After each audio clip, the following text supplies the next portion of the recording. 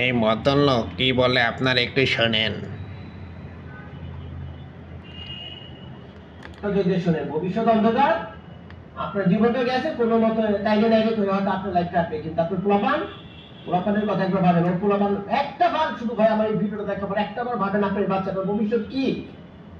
যারা আমার ভিডিও দেখতেছেন, তো কারো বাচ্চা যদি ইন্টারমিডিয়েট পড়ে, ইন্টারমিডিয়েট ওই এইচএসসি কোনো মতো যদি পাস করে, এ পাক আর বি পাক কি সি পাক কিছু একটা পাক, বুঝছেন, আর ব্যাংকে যদি 2-4-5 লাখ টাকা থাকে, বুঝছেন, আমি হাতে পায়ে ধরে আমি আপনাদের মাপ চেয়ে আপনাদের অনুরোধ করতেছি, দরকার হলে আপনার জুতা দিয়ে দুটা বাড়ি দেন এই কথা বলার জন্য।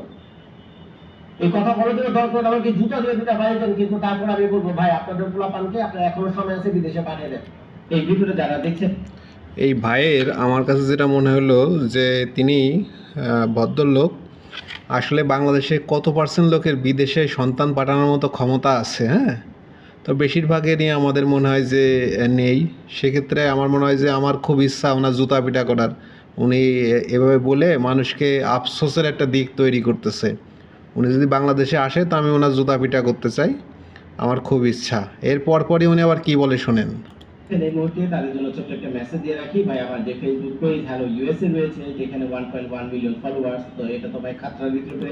উনি মূলত ফলোয়ার্স ভিক্ষা করতেছে, মূলত ফলোয়ার্সের ভিক্ষুক আমরা সবাই, এটা কোনো ব্যাপার না। কিন্তু উনি যেভাবে বলে, ওনার আসলে বাংলাদেশের জন্ম নেওয়াটাই সবচেয়ে বড় ভুল হয়েছে ওনার জীবনের। হ্যাঁ, আমার কাছে মনে হয় আল্লাহ ভুলক্রমে ওনাকে বাংলাদেশে জন্ম দিছে। তো অনেকে আছে বিদেশে আছে, দেশের প্রতি মায়া আছে, তারা কিন্তু দেশকে সংশোধন করার জন্য অনেক লোক চেষ্টা করতেছে। অনেক লোক আছে যারা এই দেশের ভালো চায়, ভালো করার জন্য চেষ্টা করছে। আবার অনেক খারাপও আছে, সেটার উদাহরণও আছে।